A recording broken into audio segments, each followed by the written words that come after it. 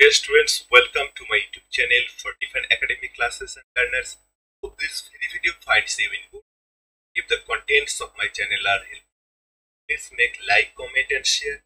Those who are new on the channel may subscribe it.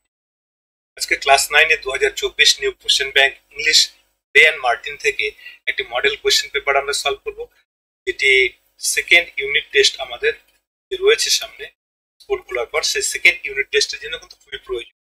চলো শুরু করছি। Teachers training module question paper, এখানে বা স্কুল থেকে যে কোয়েশ্চেন পেপারটি দেওয়া রয়েছে, তো প্রথমে দেখো সিন পোর্শন রয়েছে। সিন পোর্শনটা যদি আমরা ভালো করে পড়ে নিই তাহলে কিন্তু আমরা নিচের যে উত্তরগুলো সেগুলো করতে, আর এর জন্য কিন্তু বাড়িতে আমাদের খুব ভালো করে রেফারেন্স বই হোক বা টেক্সট বইটা হোক বা ক্লাসে কিন্তু ভালো করে পড়ে নিতে হবে।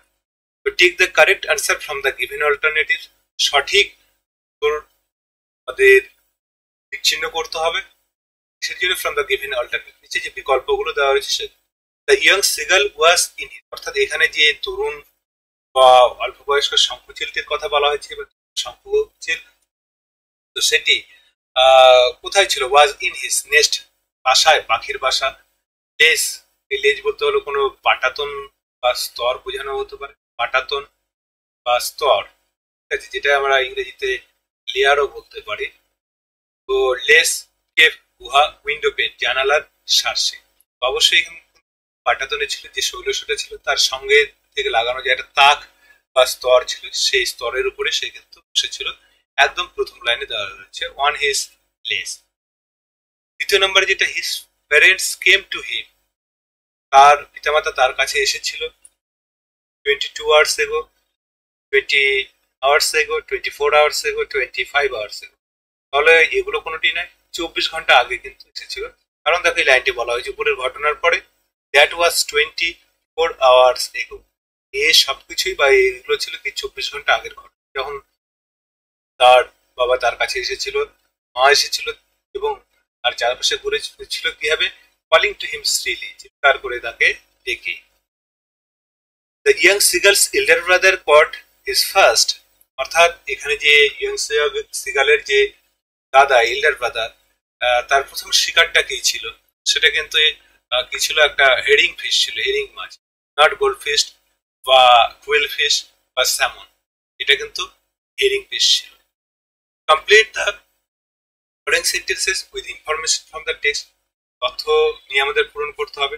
The young seagulls felt certain that his, কি সে অনুভব করেছিল? তরুণ শঙ্খ চিলটি বা অল্পবয়স্ক শঙ্খ চিলটি, যেহেতু সে উঠতে পারছে না, কারণ গল্পের নামটাই কিন্তু তোমরা জানো হিজ ফার্স্ট ফ্লাইট, তার প্রথম উড়ান, কিভাবে সে শিখেছিল সেই বিষয়ে গল্পটা। সেখানে সে কি অনুভব করেছিল? His wings would not support to fly, support him to fly, তাকে তার ডানাগুলো সমর্থন করবে না কি করতে? একদম প্রথমে উড নেভার সাপোর্ট হিম, এখানে দেওয়া রয়েছে সার্টেন দ্যাট হিজ উইংস, এই অংশে দেখো লক্ষ্য করো।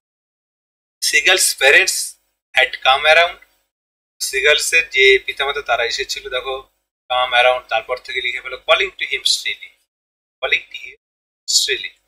পরে যে প্রশ্নটা দেওয়া রয়েছে তার উত্তরটা আমরা করব। What did the young seagulls parents teach his brothers and sister, অর্থাৎ এখানে সেই তরুণ যে শঙ্খচিলের পিতামাতা, তার সে ভাইদের, দুই ভাই ছিল এবং বোনকে কি শেখাচ্ছিল?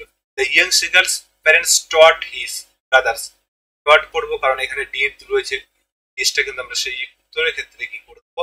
টট করে দেবো। The young seagulls parents taught his brothers and sister the art of flight and how to dive for fish, অর্থাৎ কিভাবে উঠতে হয় এবং কিভাবে মাছের জন্য ঝাঁপ দিতে হয়, বিশেষ করে খাবারের জন্য, সে বিষয়ে কিন্তু শেখাচ্ছিল। এবারে 2 নম্বরটা লক্ষ্য করো, রিড দ্য ফলোইং পোয়েম, তো নিচের যে কবিতাটি রয়েছে পড়তে হবে। এটা কিন্তু তোমাদের বই থেকে একটা নেওয়া কবিতার অংশ। Take the correct answer from the given alternatives, নিচে যে অল্টারনেটিভ গুলো বা বিকল্পগুলো দেওয়া রয়েছে সেগুলো আমাদের কি করতে হবে? টেক দ্য কারেক্ট করতে হবে। The poet watches fall of the cloudy, watches বলতে দেখা, অর্থাৎ কবি দেখেন মেঘাচ্ছন্ন কি পড়তে বা মেঘাচ্ছন্ন কোন জিনিসটা ঘনিয়ে আসতে? ক্লাউডি ইভিনিং ফল, তাহলে ইভিনিং কিন্তু সঠিক উত্তর। The colour of the mist is, এখানে মিষ্টির যে কালার বলা হয়েছে, রংটা কুয়াশা, মিস্ট বলতে হলো কুয়াশা, এখানে বলা হয়েছে blue mist, sweet mist of summer fall, গ্রীষ্মের দিগন্তের সে মিষ্টি কুয়াশা, নীল কুয়াশা। তাহলে এখানে কালার বলা হয়েছে, তাহলে নীল কিন্তু একটা রং, blue. Answer the following questions. What does the poet remember about her days of youth? কবি এখানে তার যে ইউথ এর সময়কালের বা তারুণ্যের সময় কি বিষয়গুলো এখানে মনে করতে পারছে। দেখো, I am gone back to the days of youth, I am a child once more. তো এখানে কবি আবার যে শিশু হয়ে পড়েছেন সেই কথাটাই তিনি বলেছেন। আর যে জিনিসটা তিনি মনে করছেন সেটা কি মনে করছেন, and neath my father's sheltering roof and near the old hall door, এবং আমি আমার বাবার সঙ্গে সেই আশ্রয় দানকারী ছাদের নিচে সেই বড় হল ঘরটির কাছে। তাহলে আমরা কিন্তু এখানে লাইনটা এইভাবে লিখতে পারি, I am gone back to the days of youth, I am a child once more and neath my father's sheltering roof and near the old hall door. তাহলে এখান থেকে বা এই পুরো অংশগুলোর মধ্যে কিন্তু উত্তরটা দেওয়া রয়েছে। তো মেন উত্তরটা কিন্তু পরের দুই লাইনের মধ্যে আছে। The poet remembers her father's sheltering roof near the old hall door, যুক্ত করা যেতে পারে as she, কারণ এখানে এমিলি জেন ব্রন্টের লেখা, সেই জন্য আমরা সি করেছি, বা হার এখানে দেওয়াও রয়েছে, as she becomes a child again, অর্থাৎ তার শৈশবে ফিরে যেতে কিন্তু তার ভালো লেগেছে। এটাও কিন্তু এখানে বিষয়টা উল্লিখিত রয়েছে। কারণ প্রথমে লাইনগুলো যদি আমরা ভালো করে পড়ি, mile the mist upon the hill, এই লাইনগুলো তোমরা বই থেকে দেখে নিতে পারো যে আগামীকাল কোনো আর ঝড় নেই, পাহাড়ের উপর হালকা কুয়াশা পড়ছে। তো এগুলো কবিকে কিন্তু নস্টালজিক করে তুলছে, অতীত স্মৃতিচারণ করছেন এবং তিনি সে অতীত জীবনে ফিরে যাচ্ছেন এবং তার বাবার কথা মনে হচ্ছে এবং তিনি আবার সেই চাইল্ডহুড তার যে পেয়ে সেটা পেয়ে তিনি কিন্তু খুব আনন্দিত হচ্ছেন। এবারে দেখো এখানে যে আনসিন প্যাসেজটি দেওয়া রয়েছে, রিডিং কম্প্রিহেনশন আনসিন, তো আনসিনটা কিন্তু এখানে পথের পাঁচালী, যেটা কি বলবো ডাইরেক্টেড বাই সত্যজিৎ রায়, যার জন্য হলো অস্কার পুরস্কার তিনি পেয়েছিলেন এবং পশ্চিমবঙ্গ তথা ভারতবর্ষের যে মুখ উজ্জ্বল করেছিলেন সে সম্পর্কিত একটা বিষয়। তো তার শ্রদ্ধার্ঘ্য নিবেদন করা হয়েছে সেই সঙ্গীতের ক্ষেত্রে, পাশাপাশি নাচের ক্ষেত্রে এবং পুরো ফিল্মের ক্ষেত্রে। এই বিষয়টা নিয়ে কিন্তু আনসিনটা দেওয়া রয়েছে। তো যাই হোক, প্রশ্নগুলো যেগুলো দেওয়া রয়েছে সেগুলো আমরা এবার করছি। একদম প্রথমে কি বলা হয়েছে, SRFT will celebrate 60 years of the release of, অর্থাৎ এখানে SRFTI যে বলা হয়েছে, যার পুরো নাম বলা হয়েছে সত্যজিৎ রে film and television institute, will celebrate 60 years of the release of Pather Panchali. তাহলে সঠিক যে উত্তরটি সেটা কিন্তু পথের পাঁচালী। পরে the name of the film scholar mentioned in the passages, তো এখানে একজন ফিল্ম স্কলার চলচ্চিত্র পণ্ডিতের নাম উল্লেখ রয়েছে, তিনি অনিন্দ্য সেনগুপ্ত। তো সেখানে কিন্তু টিক চিহ্ন দেখো দেওয়া রয়েছে অনিন্দ্য সেনগুপ্ত, এবং এই অংশটা এখানে দেওয়া রয়েছে। দেখো, film scholar Anindya Sengupta will discuss on the evolution of the story from novel to the script.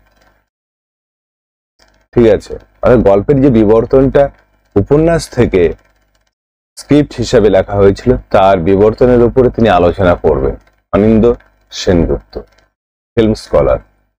পরে the person who is spearheading the project, spearheading বলতে স্পিয়ার মানে আমরা জানি বর্ষা, স্পিয়ারহেডিং বর্ষার মুখ, তো এখানে সেরকম নয়, লিডিং দ্য প্রজেক্ট, অর্থাৎ এখানে যে পুরো অনুষ্ঠানটা হচ্ছে তার ক্ষেত্রে কে এখানে লিড করছেন, পণ্ডিত রবিশঙ্কর, আব্রাহাম মজুমদার, ইডা রুবেনস্টেন, শ্রমিক চক্রবর্তী। তো Abraham Majumdar is the right answer, কারণ এটা কিন্তু এই জায়গায় তোমরা পেয়ে যাচ্ছ। দেখো পুরো লাইনটা যদি পড়া যায়, Abraham Majumdar who is spearheading this project said Pandit Ravishankar had used improvised music. যাই হোক, আমাদের মেন উত্তরটা আমরা কিন্তু পেয়েছি এই অংশে, হু ইজ স্পিয়ারহেডিং দিস প্রজেক্ট। তো স্পিয়ারহেডিং আমরা বলতে পারি leading, who is leading this project. পরে কিছু দেখো ব্ল্যাঙ্কস বলবো না, যেটা চার্ট দেওয়া রয়েছে সেই চার্টে কি বলা হচ্ছে, নেম অফ দ্য পার্সন, ব্যক্তির নাম, অকুপেশন, পেশার নাম, অ্যাক্টিভিটি মেনশন, অর্থাৎ তারা কি কাজের সঙ্গে যুক্ত বা কি কাজ করছেন সে বিষয়টা। তো নেম অফ দ্য পার্সন দেখো আমি এখানে লিখেছি ইডা রুবিনস্টেইন। কেন বলা হয়েছে, অকুপেশনটা দেওয়া রয়েছে, তিনি ছিলেন একজন রাশিয়ান অ্যাক্ট্রেস অ্যান্ড ড্যান্সার, অর্থাৎ রাশিয়ার তিনি একজন অভিনেত্রী, পাশাপাশি তিনি আবার নর্তকীয় বটে, ড্যান্সার বা নট আমরা বলতে পারি। তার নাম কিন্তু উডা রুবিনস্টেইন দেওয়া রয়েছে, আর অ্যাক্টিভিটি যেটা করেছেন সেটাই এখান থেকে আমরা কিন্তু লিখব। দেখো, one movement orchestral piece that was originally composed as a ballet. Ballet one kind of dance, একটা নাচের একটা ধরন বা রাশিয়ান আমরা বলতে পারি রাশিয়ান নাচের ধরন। সুপ্রিয়া চৌধুরী, তো তিনি কি ছিলেন, একাডেমিশিয়ান ছিলেন। এখানে বলা যেতে পারে সেই যে সংস্কৃত অনুষ্ঠান তার একজন হলো সদস্য একাডেমিশিয়ান, ঠিক আছে। আর তার অ্যাক্টিভিটি কি ছিল সেখানে লিখতে হবে, তোমরা কিন্তু এখানে পুরো লিখতে পারো। লাস্টের লাইনটা academician Supriya Chowdhury will speak, তাহলে এখানে পুরো অ্যাক্টিভিটি কিন্তু আমরা লিখবো। Will speak on how the social reality of the Times is reflected through the eyes of the three female protagonist. Protagonist মানে হলো মুখ্য চরিত্র বা প্রধান চরিত্র, ঠিক আছে, Sarbajaya Durga and Indira ঠাকুরন।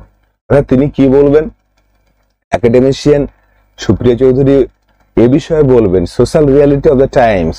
Of the time বলতে সেই সময়ের সামাজিক বাস্তবতার কথা তুলে ধরবেন, যে কিভাবে রিফ্লেক্টেড হয়েছিল, প্রতিফলিত হয়েছিল এখানে তিনটি মুখ্য প্রধান মহিলা চরিত্রের মধ্যে দিয়ে, যারা ছিলেন সর্বজয়া দুর্গা অ্যান্ড ইন্দিরা ঠাকুর। তাহলে এই অংশটা কিন্তু তার অ্যাক্টিভিটি ছিল। উইল স্পিক অন হাউ থেকে শুরু করে Indira Thakuran. Suggest a suitable title for the given passage.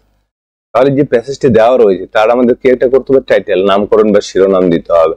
তাহলে পুরো অংশটা কিন্তু আমরা পড়ে বুঝতে পারলাম যে সত্যজিৎ রায়ের যে পথের পাঁচালী তার প্রতি কিন্তু শ্রদ্ধার্ঘ্য নিবেদন করা হচ্ছে। তাহলে আমরা কিন্তু লিখতে পারি ট্রিবিউট টু পথের পাঁচালী, পথের PATHER, পথের পাঁচালী, বানানটা দেওয়া আছে PANCHALI, যেহেতু চন্দ্রবিন্দু রয়েছে পাঁচালীতে সেই জন্য এন রয়েছে। Tribute to Pather Panchali. Fill in the blanks with the correct option. I was astonished at by his brave deed. Brave deed হলো সাহসিকতাপূর্ণ কাজ, ডিড পর্যন্ত যদি বলি তো অ্যাস্টনিশড যেটা বলা হয়েছে, অ্যাস্টনিশের পরে অ্যাড বসে, তো বিস্মিত হই তার, বা আমি বিস্মিত হয়েছিলাম তার সেই সাহসিকতাপূর্ণ কাজে। There will be add. My brother always corresponds with for to my opinion. তো ম্যাচিং যদি বোঝানো হয় সেখানে corresponds with আমরা ব্যবহার করব, আর টু ব্যবহার করব, এবং উইথ ব্যবহার করতে পারি দেখা হলো কাউকে কোনো মেল করা হচ্ছে থ্রু লেটার্স বা ইয়ে, সেখানে corresponds with যোগাযোগের ক্ষেত্রে সেখানে কিন্তু আমরা উইথ করতে পারি। তো my brother always corresponds to my opinion, আমার ভাই সর্বদাই আমার যে মতামত তার সঙ্গে মিল দেখায়, তাহলে corresponds to my opinion. To as directed, how beautifully you talked, change into assertive sentence. Assertive বলতে আমরা বিবৃতিমূলক বাক্য বুঝছি, সেখানে সাবজেক্ট, ভার্ব, অবজেক্ট এই তিনটা বিষয় কিন্তু সব সময় প্রাধান্য বিস্তার করে। তাহলে হাউ বিউটিফুলি ইউ টক পুরো অংশ যদি আমরা দেখি, এটা কিন্তু একটা কি সেন্টেন্স, পুরোটা এক্সক্লেমেটরি সেন্টেন্স, বিস্ময়সূচক বাক্য। তাহলে অ্যাসার্টিভ করতে গেলে সাধারণ নিয়মে কি করবো, আমরা পুরো সাবজেক্ট আগে লিখবো এবং বাক্যের অর্থ বজায় রেখে হাউ বা হোয়াট দিয়ে শুরু থাকলে সেখানে ভেরি বা গ্রেট যেভাবে মিনিং হবে সেভাবে কিন্তু আমরা করবো। তাহলে হাউ বিউটিফুলি টক, তুমি কত সুন্দর কথা বলো, তাহলে তুমি খুব ভালো কথা বলো, এই কথাটাই কিন্তু বলা হয়েছে। তাহলে ইউ টক ভেরি বিউটিফুলি, দেখো ইউটা আমরা আগে লিখছি, ইউ টক ভেরি বিউটিফুলি, তুমি খুব সুন্দরভাবে কথা বলো, সে ফুল স্টপ এবং অ্যাসার্টিভ হয়ে গেল। পরেরটা লক্ষ্য করো, পরেরটা I can go out when the rain stops. Simple sentence, simple sentence সরল বাক্য, সাবজেক্ট, ভার্ব, অবজেক্ট থাকলে আমরা লিখবো, বা সাবজেক্টের সঙ্গে একটা ফাইনাইট ভার্ব, সেটা কিন্তু মেইন বিষয় সিম্পল সেন্টেন্সের, সাবজেক্ট এবং সেখানে একটা ফাইনাইট ভার্বের ব্যাপার থাকছে। তাহলে I can go out when the rain stops, আমি যাব যখন বৃষ্টি থামে, তাই আমি যেতে পারি যদি বৃষ্টি থামে। তাহলে এখানে কিন্তু একটা ভার্ব রয়েছে, ভার্বটাকে আমাদের কিন্তু সরিয়ে দিতে হবে। সিম্পল করার জন্য অ্যাক্টিভ ভার্ব বা ফাইনাইট ভাবে আমাদের রাখতে হবে। তাহলে আমরা এইভাবে লিখতে পারি, আই ক্যান গো আউট, আমি বাইরে যেতে পারি, at the stopping of rain, বৃষ্টি থামাতেই আমি বাইরে যেতে পারি, at the stopping of rain. এখানে একটি কিন্তু গো আউট মেন ভার্ব থেকে গেল, I can go out at the stopping of rain. They will always remember his support, negative sentence করতে হবে, না বোধক। তারা সর্বদাই তোমার সাপোর্টকে মনে রাখবে, অলওয়েজ বলতে সর্বদা। তাহলে এখানে আমরা নেগেটিভ যদি করি তাহলে কখনোই ভুলবে না, তাহলে সবসময় মনে রাখবে। তাহলে they will never forget, they will never forget his support, they will never forget his support. He lives in house beside the river, complex sentence করতে হবে। তাহলে বলা হয়েছে যে তিনি একটি বাড়িতে বাস করেন নদীর পাশে, বা নদীর পাশে একটি বাড়িতে তিনি বাস করেন বা সে বাস করে। তাহলে হি lives in a house, he lives in a house, he lives in a house. এটা কোথায় ছিল, হুইচ ওয়াজ, ইজ লিখবো যেহেতু ওখানে প্রেজেন্টে রয়েছে, which is beside a river, beside a river. Complex হয়ে গেল, একটা মেন ক্লজ হয়েছে সাব ক্লজ। এই বিষয়ে কিন্তু অনেক ভিডিও, ক্লজ সম্পর্কিত অনেক গ্রামাটিক্যাল ভিডিও কিন্তু দেওয়া রয়েছে আমার চ্যানেলে। C number, following are the meanings of the words that you came across in the passage in question number 3। Question number 3 তে এই অর্থগুলো তোমরা খুঁজে পাবে। Find out the words and write them in the given boxes. Showing respect, এই ওয়ার্ডটা হলো শ্রদ্ধার্ঘ নিবেদন করা, TRIBUTE। এবং লিডিং আমরা লিখবো স্পেয়ার হেডিং, কথাটা বলা হয়েছে spear heading, tribute spear heading. দেখো, tribute musical tribute to the background score of the iconic film, tribute শ্রদ্ধা নিবেদন করা, এবং স্পেয়ার হেডিং যেটা লিডিং স্পেয়ার হেডিং। প্রিয় ছাত্রছাত্রী, এই ছিল আজকে একটা সংক্ষিপ্ত ভিডিও ক্লাস 9 এর দ্বিতীয় ইউনিট টেস্টের মডেল কোশ্চেন সলভ সম্পর্কিত। আশা করছি ভিডিওটি ভালো লাগবে, ভালো লাগলে লাইক কমেন্ট শেয়ার করবে। সঙ্গে থাকার জন্য ধন্যবাদ।